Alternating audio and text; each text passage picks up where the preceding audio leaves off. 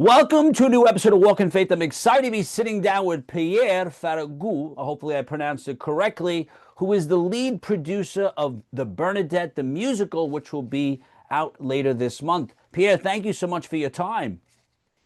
Great, thanks for having me and congratulations on pronouncing my name so well. Well done. Thank you. Like I said, I don't like to mispronounce last names because people always mispronounce mine. But like I said prior, I started watching some of your interviews, and I was intrigued to say the least. I mean, you are extremely interesting, and it's because one of the reasons is you were recognized for multiple years as the number one ranked analyst. You're the lead analyst at New Street Research, and you head up the global technology infrastructure research team. So when I found out you were doing a play about St. Bernadette, I assumed right away you were going to do a play about maybe Tesla. But to find out this about this musical, how did you get inspired? What inspired you to work on this musical about Saint Bernadette?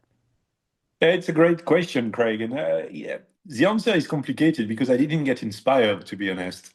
I got dragged into it. I met the people who produced this musical on Saint Bernadette in Lourdes, in France. And I just told them, guys, what you're doing is beautiful. Like bringing the life of a saint and showing very simply, almost in a very secular way, the beautiful adventure of a little girl who comes back from the grotto and says, I saw a lady in white, and here is what the lady told me. And like the story that unfolds after that, the few weeks, is beautiful. And bringing very simply, with a lot of candor, the life of saints in the culture, I think it's a beautiful endeavor. And if I can help you guys, let me know, and I would be so thrilled to help you.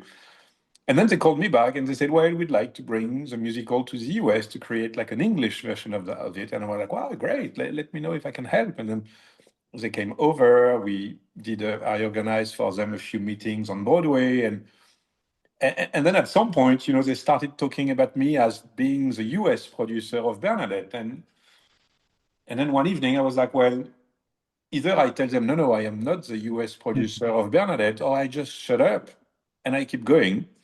And I thought, I didn't ask for anything. Um, yeah, that's not me who wants that. So if it's coming, I'm just not going to say no. And I kept going in that adventure with that mindset. I never said yes to anything, but I never said no. And things kept coming and the project kept going. And it has been so far a beautiful adventure. It's a lot of work. I think it qualifies probably as a cross in many ways. And I've discovered this job of producing a musical. It's not definitely not easy. And yes, there wasn't any inspiration. There was just a calling, and I just didn't say no. Oh, I love that. I love the way you said that, and I know what you mean by the way you got dragged in. That's interesting. And whenever for me, right, when I take on projects or get involved in something that I'm not so familiar with in the beginning, I'm like, okay, and then that voice comes, that voice that says at nighttime, like, what are you doing? You're not qualified. Like that, the insecurity comes, the voice of the enemy, whatever you want to call it. And I'm assuming that happened to you. And then you leaned on what? What did you lean on to overcome that? It speaks so much to me what you're saying, Craig. The voice, like, and so the way it became a joke between my wife and myself, which was like in weird situations, I would text her, "What am I doing here?" And that's really like the why me. I'm not qualified. I shouldn't be doing here. I'm like, I am actually going to become a liability to people around me. I'm going to lose the money of my investors. I'm going to fail. Um, and you know, the way I deal with these situations became like very systematic. I raise my eyes to the sky and I simply say, most of the time, loud voice, this is in your hands. I do what I can. If I'm doing something wrong, you let me know. If you want me to do it differently, I am at your service. I do what I can with my experience, my intellect, my intuition, my instinct. And at the end of the day, that's your baby. It's not mine. And it actually works very well. So that's one thing. And then the second thing is very simply, to go through your day and to go to bed. And then you go to bed and you're like, now I'm going to sleep. And tomorrow is another day. And like, I finished the race of this day and let's see what happens tomorrow. And that's it. So I very often disappoint people with whom I have this conversation because they ask me, what's your strategy? I'm like, I don't have a strategy. I don't like, I just, every minute, I try to do what I think I should be doing and I do my best. And anytime I doubt, I don't know what happens tomorrow, I just put that back in the right hands. That's right. What you're saying is you surrendered over to the Lord. You're right. There is sometimes we don't have a strategy, and I think people that don't maybe necessarily have the same faith, they don't understand that, right? That there's got to be a strategy, and there's not always a strategy. And you know what's interesting is when I'm doing something that I'm comfortable with, let's say, probably in your business, right, as an analyst, you don't doubt yourself. I mean, you're on podcast, you're talking about Tesla. I mean, you've been ranked number one, but that voice doesn't come. That voice doesn't ever come and say you're not good enough. But when you're doing something that glorifies God or somebody else and it's not about you, that's when that voice comes. And that's the voice that tries to discourage us. And you have to keep pushing forward. And then you see, like you said, how everything unfolds, how you got Kelsey Grammer, how you have people that are atheists that are involved in the project but are inspired by her story. That's how we know it's God. But all the other and the voice, but that voice is so loud. And tell me, how did you get Kelsey Grammer? How did this all come together? What inspired them to work on this project? Well, tell me about a voice. So in the early stage of the project, maybe in the first few months, I was like so unsure and so much listening to that voice that I discussed it with my spiritual director, a priest. And I told him, well, I have this project that fell onto my hands. I'm not too sure what to do with it. And can you help me and guide me? And my spiritual director told me, well, I'm a priest. So I'm even more remote from being a producer than you are. So I don't know what to tell you.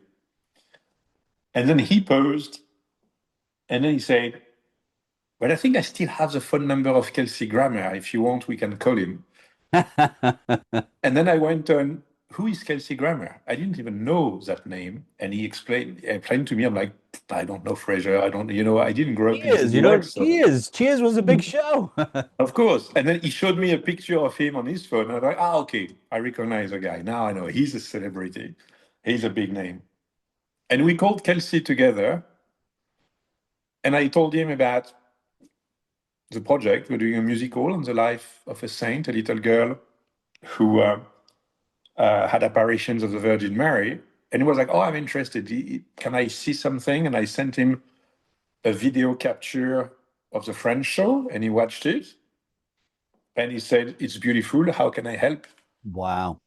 And then I chased him for like many weeks trying to catch him, and I eventually managed to grab him in Atlantic City on a cold morning of February.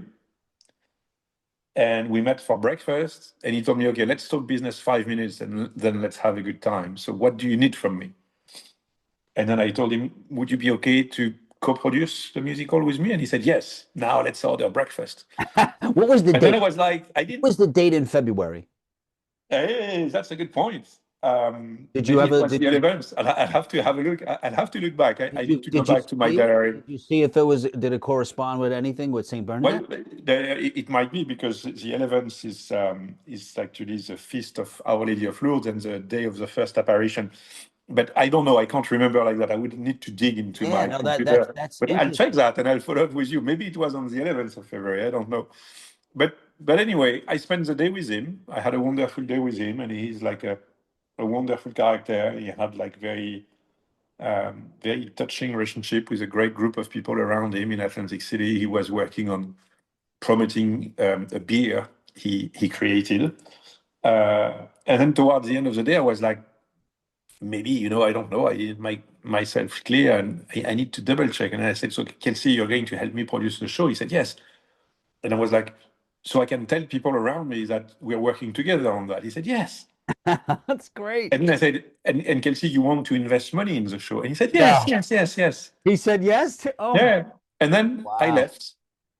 And in the car, I was like, what am I doing here? Like, but I kept going. And then, of course, once once Kelsey was in the team, in the process, it helped a lot, solidify the project, bring it like more credibility than just me. And this is one story amongst several dozen. But Like Pete, that's all the God. encounters in that project were like That's that. the hand of God. That's St. Bernadette. Do you know how many people approach Kelsey Grammer about projects? It's got to be every day. People approach him, right? And what do they always say? When you get the funding, when you get this, come talk to me, right? You asked him, you have no experience from that. I mean, from the producing side.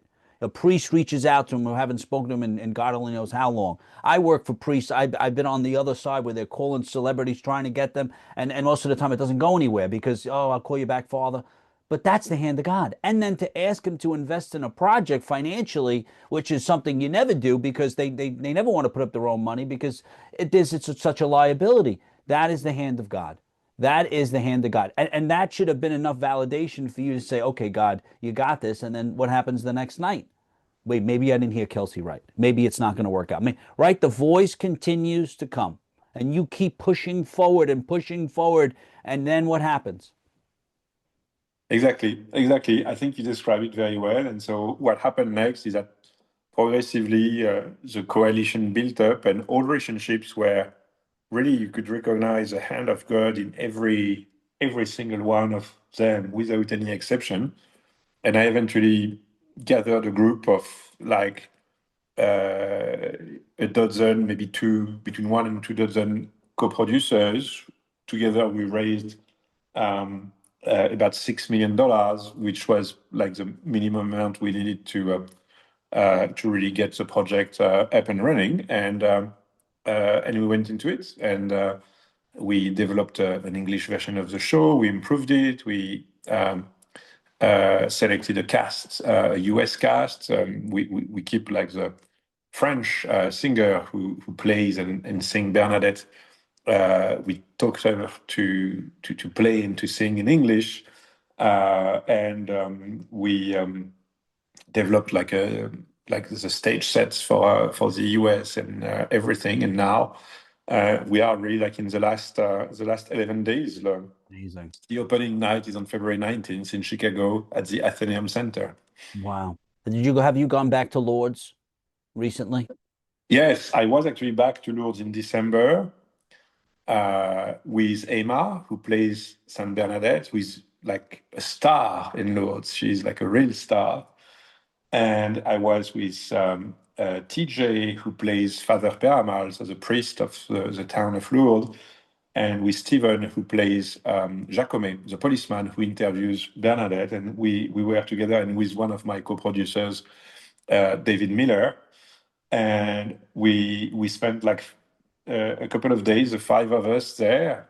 It was like such like a powerful and profound like spiritual experience.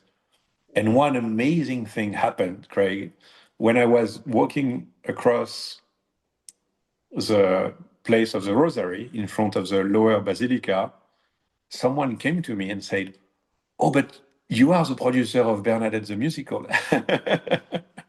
And I was like, well, so the word is getting out at last, the people are hearing about it. And people who come to pilgrimage, that was a US a US citizen who was here in a pilgrimage, and she had heard already of the pilgrimage and probably seen my face in a show or something like that. And so that was like really the reassuring moment I needed to feel like, okay, this is going somewhere. What did you pray for when you were in Lords? Uh, I won't give you the exact details, it would be embarrassing, but I had like four very, very uh,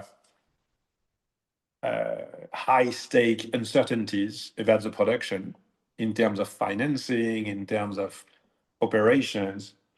And I really prayed like uh, uh, the Virgin Mary, like the prayer of the Memorare, which is probably the prayer I prefer. And I really asked, I want that to go well, that to go well, that to go well, that to go well. Okay. So far, of these four things, one didn't go well at all, and the other three are still extremely uncertain, but the project keeps going.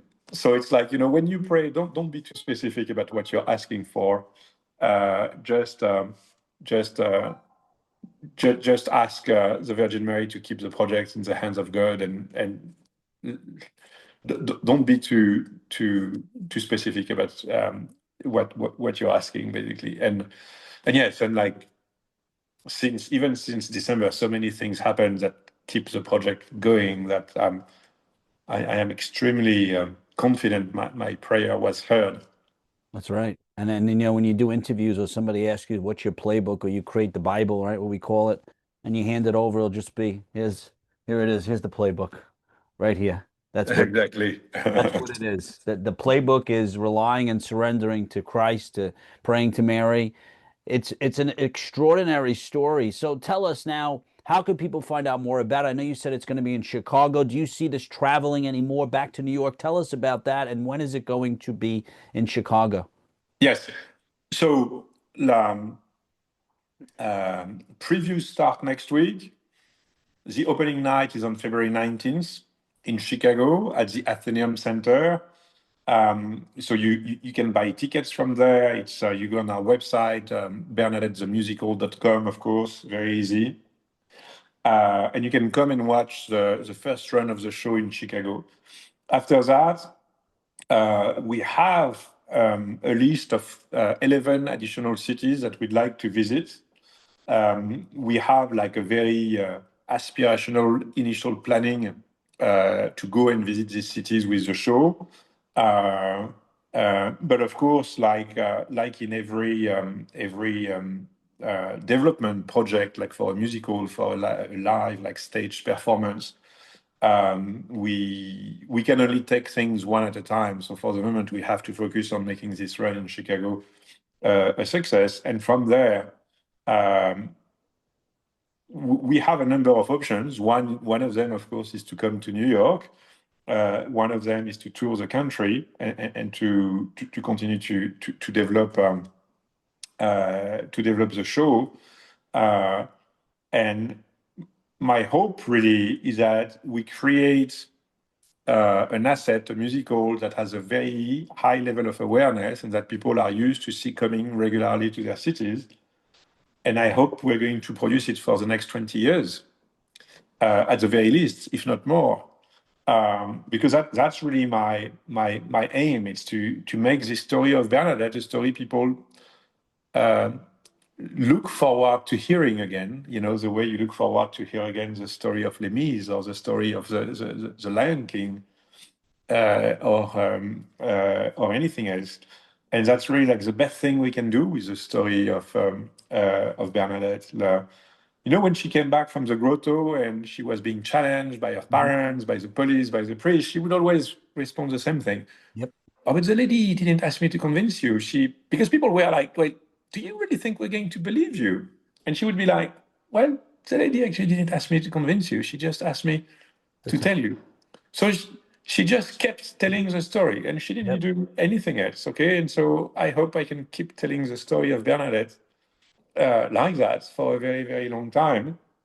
And I think, you tell the story and you let the story work its way. You let people decide what they want to do with it. The most beautiful thing about this show is that it's willingly non-religious. It's not about the message of the Virgin Mary, about the spirituality of. It is about a 14 years old who comes back from the grotto and says, I saw a lady in white. Mm. Here is what she told me. And it is about how the world around her reacts to that. And what she saw, she was the only one to see it. So it's for her, and nobody can access that. But the one thing you can access is the story of the little girl. And that, everybody can benefit from it. It's not like for faceless people. It's not about the face. It's about, okay, listen to the stories, the true story of this little girl. The show is extremely faithful to the historic truths, to the recorded truths, like the historic sources, like the dialogues in the show are from the historic records of the interrogation of the little Bernadette. So here is a story as it is.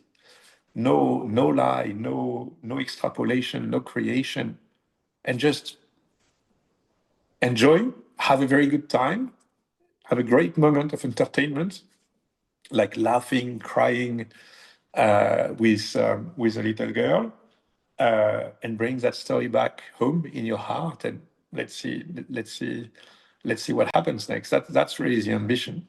I love that. No, that is powerful what you just said. And like you said, she never changed her story. And I'm just like you, you're not there to convince them, you're there to tell a story. And then we know what happens, right? I mean, I ran a theater for many years in Brooklyn, and I used to say the same thing, and we had a church in the theater, which it was a big theater, it would hold 700 people. And I used to say that because they would feel, the Holy Spirit, and then they would be able to go downstairs and maybe pray, maybe light a candle, or maybe go home. But the power of the Holy Spirit is what I relied on. I didn't have to always force it. It just happens organically. And what a powerful story. Pierre, I hope to meet you in person if you're ever in Manhattan or Jersey or Connecticut or wherever. I would love to sit down with you and maybe we could talk about Tesla, but I'd rather talk about St. Bernadette. Pierre, thank you so much for your time. God bless you. God Pleasure. bless. God bless you. Take care. Bye. Guys, I hope you enjoyed today's episode of Walk in Faith. Always remember, you have the ability to inspire and evangelize through words and actions. God bless you.